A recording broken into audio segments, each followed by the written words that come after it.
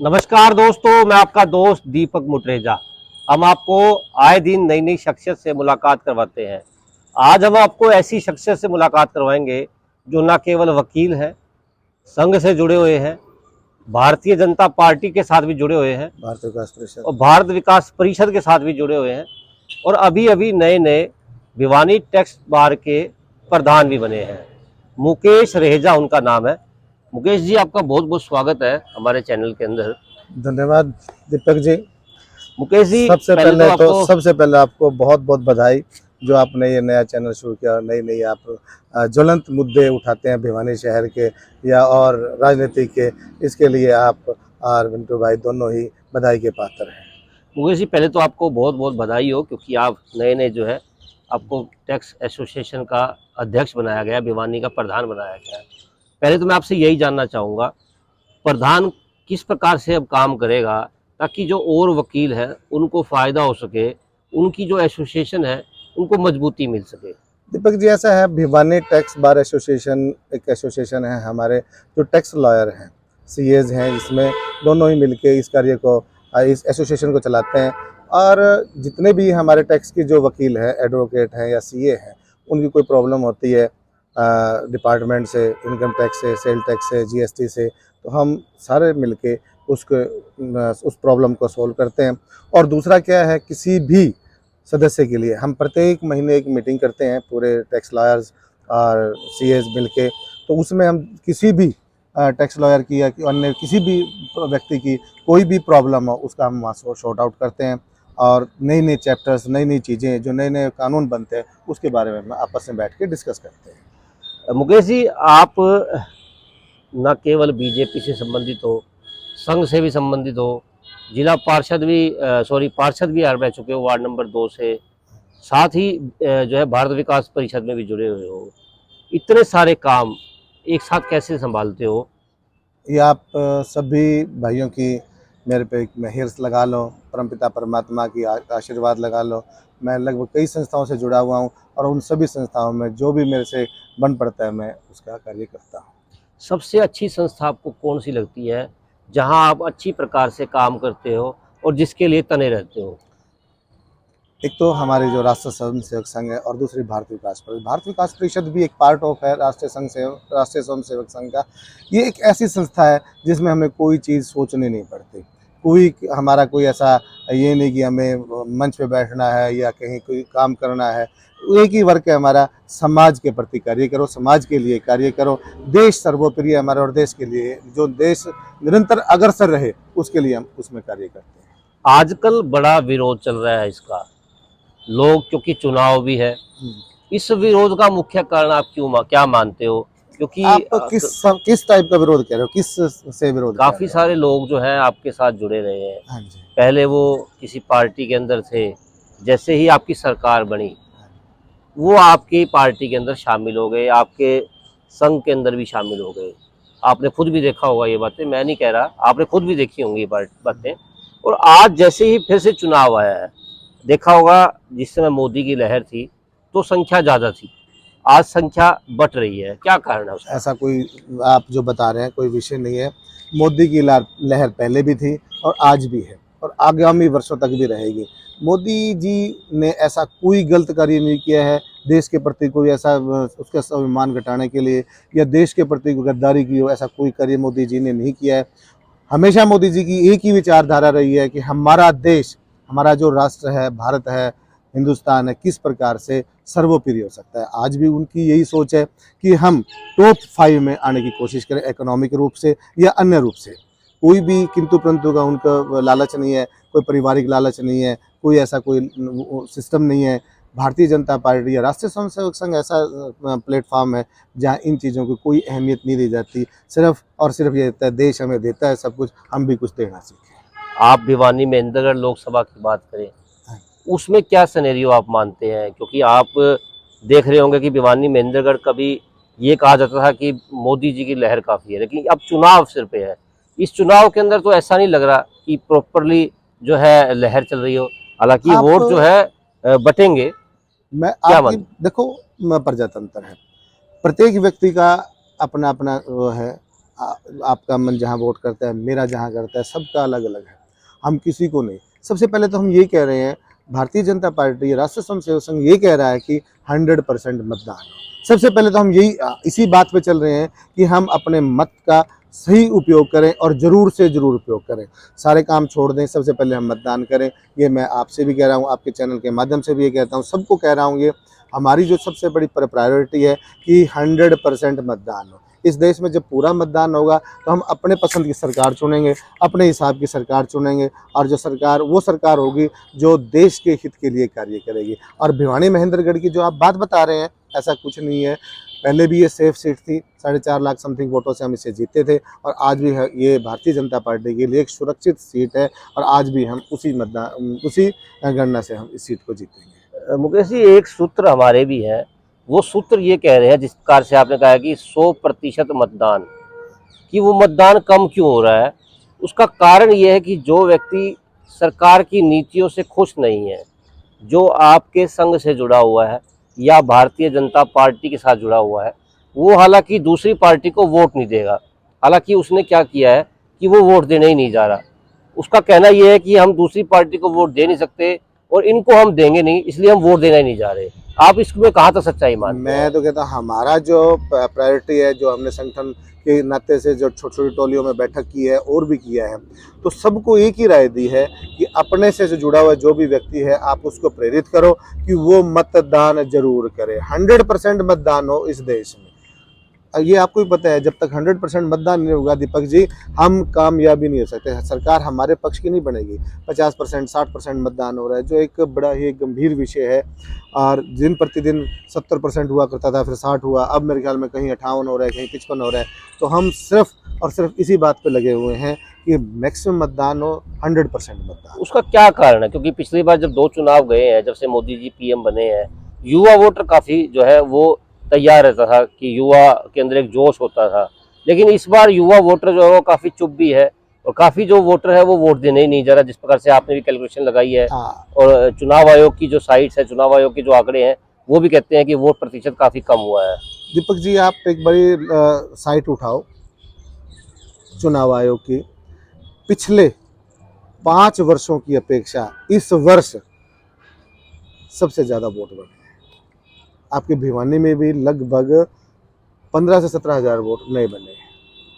पहले ऐसा नहीं था, या हो सकता है जनसंख्या भी पहले से ज़्यादा नहीं बढ़ी है, किंतु अब की बार की मैंने खुद ऑनलाइन चेक की है, ऑनलाइन मैंने ही फार्म भरवाए हैं, ऑनलाइन अब सिस्टम ऑनलाइन का है। आप घर बैठे अपने बच्चे, या तो ये जागरूकता लगा लो कि हमने घर पे बैठ के फार्म नंबर 6 भरा और उन्होंने अप्रूव कर दिया, या ये जागरूकता लगा लो लास्ट मोमेंट तक 25 तारीख तक वोट बने हैं। हो सकता है मे बी ऐसा भी कारण हो सकता है, किंतु हमारी प्रायोरिटी यही रह रही है अब भी कि मतदान मैक्सिमम हो और प्रत्येक व्यक्ति का वोट हो। भिवानी के अंदर वार्ड नंबर 2 के आप पार्षद भी रहे हैं, पंजाबी समाज के भी मुख्य चेहरे रहे हैं। पिछले दिनों जब चेयरमैनी का चुनाव का समय आया था, तो आपने भी प्रयास किया था कि टिकट आपको मिल जाए, लेकिन टिकट तो खैर एक को ही मिलनी होती है, तो एक को मिली, आपको नहीं मिली, और बहुत सारे लोग जो और भी लाइन में थे उनको भी नहीं मिली, केवल एक को मिली। उस चीज़ का कितना प्रभाव आप मानते हैं? दूसरी बात, मेरा एक सवाल और भी है, पंजाबी समुदाय से आप संबंध रखते हो। मनोहर लाल जी कभी मुख्यमंत्री हुआ करते थे हरियाणा में, 2 बार मुख्यमंत्री वो रहे हैं, अब उन्हें हटा दिया गया।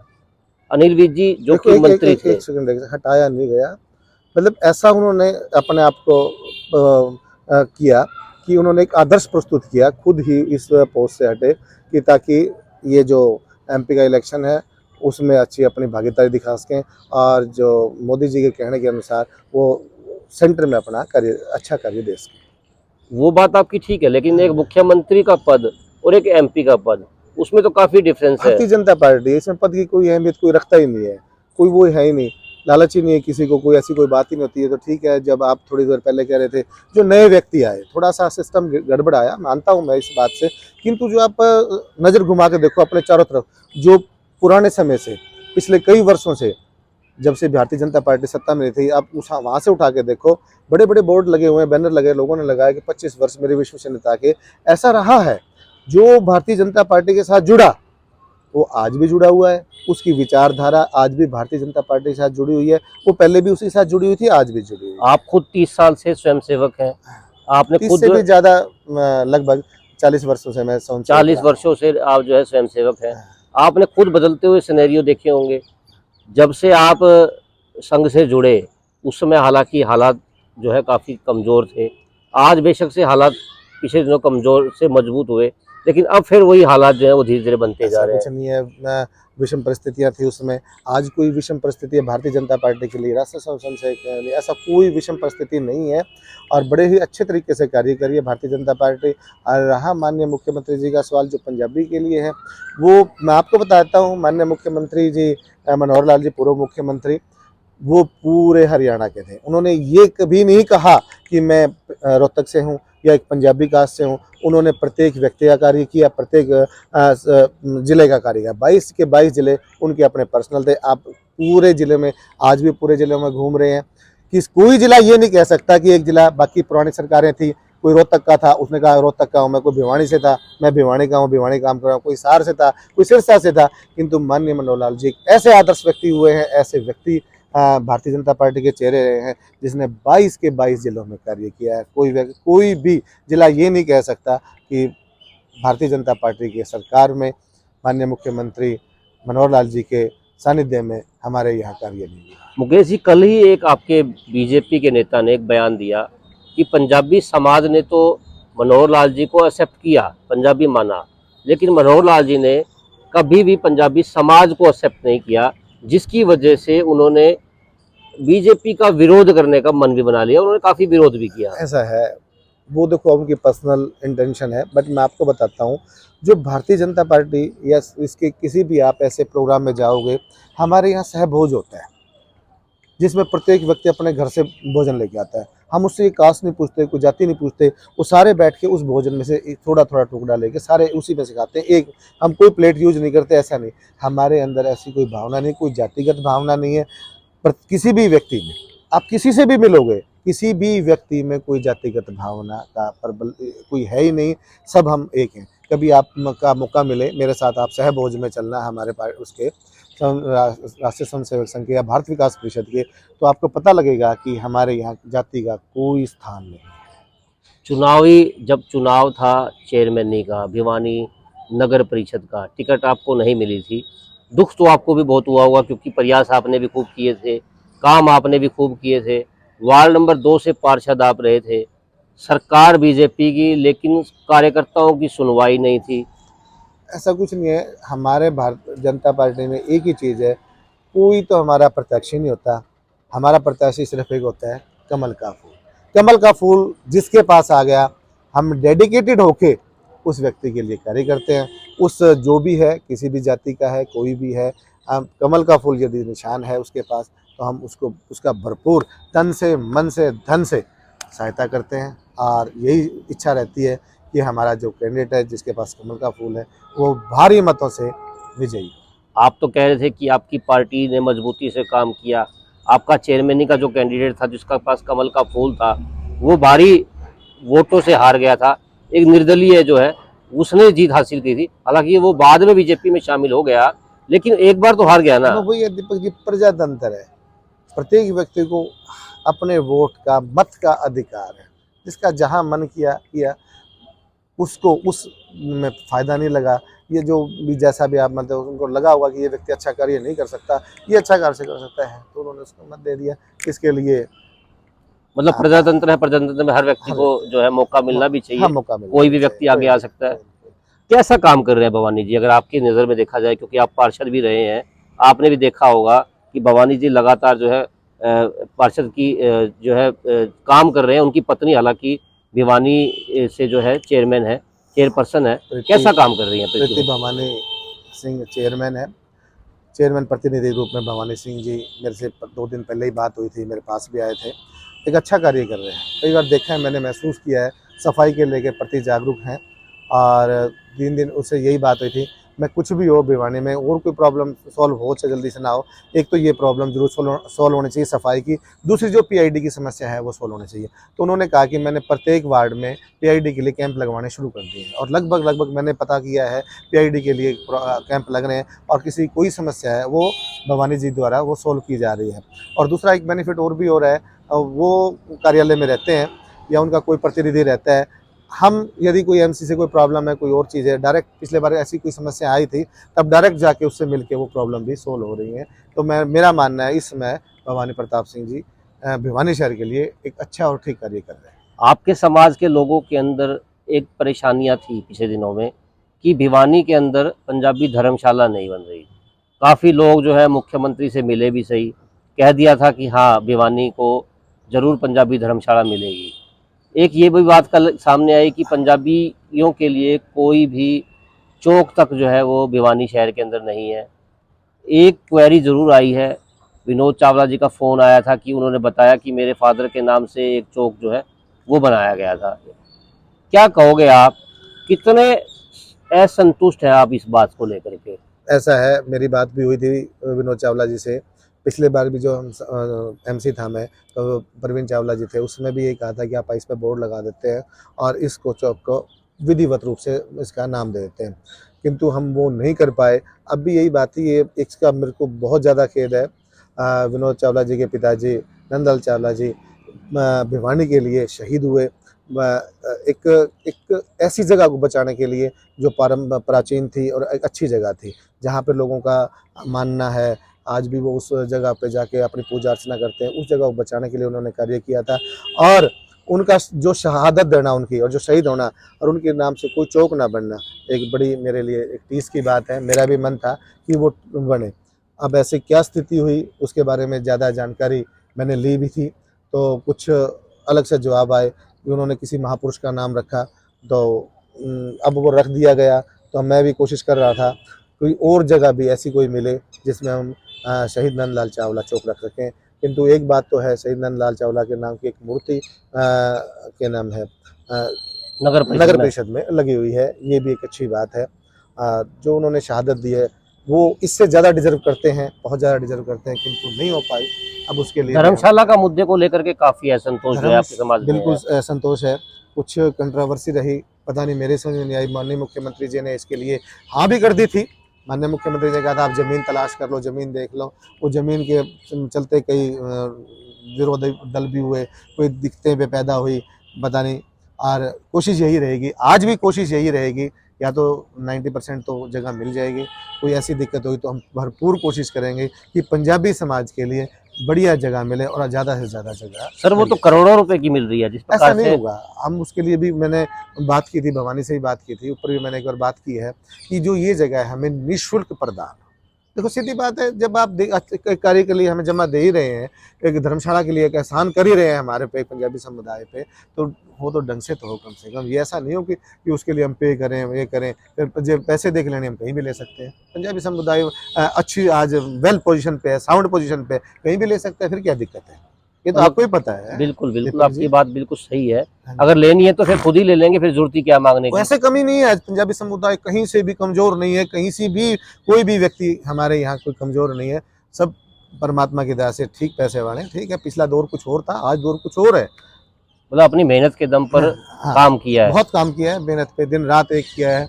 और पंजाबी समुदाय ही एक ऐसा समुदाय है जिसने रात के 12 बजे तक दुकान खोली और सुबह 5 बजे फिर उस व्यक्ति ने दुकान खोल के अपने आजीविका को चलाने का कार्य किया। ऐसी एक ईमानदार और ऐसी एक मेहनतकश कौम है। आपने नेतृत्व काफ़ी किए हैं, जिस प्रकार से मैंने शुरुआत में बताया था कि काफ़ी आप जो है भारत विकास परिषद के, स्वयंसेवक संघ के, अब तो आप टैक्स बार के भी प्रधान बन गए हैं। किस प्रकार से नेतृत्व आगे आप करेंगे, किस प्रकार से नेतृत्व करने की इच्छा आपकी है, क्योंकि आने वाला समय फिर से चुनावी समय है, मैं आप तो भी कोई ताल ठोकेंगे विधानसभा भी? विधानसभा की तो देखो, अपना तो वही है, भारतीय जनता पार्टी जो आदेश देगी उसी आदेश पे खड़े हैं। मन सबका होता है, मन में कोई ऐसी नहीं होता कि मैं आगे तरक्की ना करूं, मैं आगे कोई चुनाव ना लड़ूं। मन सबका होता है, किंतु हमारा जो है वो भारतीय जनता पार्टी ही है, हमारी जो माँ है। जब जो जैसा आदेश करेंगे वो हम उस आदेश पे बिल्कुल खरा उतरने की कोशिश करेंगे। नहीं, एक एप्लीकेशन तो आपको लगानी पड़ेगी, एक बायोडाटा तो आपको देना ही हाँ, वो पड़ेगा ना। तो है ही। बायोडाटा तो पिछले बार भी लगाया था, बायोडाटा लगाने में कोई दिक्कत नहीं, कोई गुरेज नहीं है। तो मैं वही बात आ जाती है प्रजातंत्र वाली, सबका ही अधिकार है और भारतीय जनता पार्टी चाहती है कि हर कार्यकर्ता को ये अधिकार मिले और हर कार्यकर्ता इस मुकाम पे पहुँचे। आपने पीछे राजस्थान का, मध्य प्रदेश का उदाहरण देखा है, आम कार्यकर्ता भी मतलब जिस प्रकार से मनोहर लाल जी कहते थे कि हाँ। त्याग बलिदान वो देते चलो और आगे बढ़ते चलो। बस यही है भारतीय जनता पार्टी का, कि जो हमारा भी यही सोच है। आज तक कोई ऐसी कोई डिमांड नहीं की है, त्याग और इसी चीज़ से चल रहे हैं। और यदि पार्टी चाहेगी, ऐसा कोई दायित्व देगी, तो उसके लिए मैं हर स्वीकार करने के लिए तैयार हूँ। बिल्कुल, ये थे मुकेश रेजा जी। मुकेश रेजा जी का कहना है कि पार्टी उनकी माँ है, जिस प्रकार से कोई आदेश होगा उसी प्रकार से वो काम करेंगे। हालांकि उनका कहना है कि इच्छा उनकी भी है कि भिवानी विधानसभा से चुनाव लड़े। वो पार्टी के ऊपर डिपेंड होगा कि किस प्रकार से वो चुनाव लड़वाते हैं, या फिर से उसी प्रकार से झंडा इनके हाथ में थमा देंगे कि आप अभी संघर्ष करो, आपका समय अभी संघर्ष करने का है। खैर, वो तो अभी समय बताएगा। आपको हमारी वीडियो पसंद आई तो जरूर हमारे चैनल को सब्सक्राइब करें, लाइक करें और शेयर करें। नमस्कार।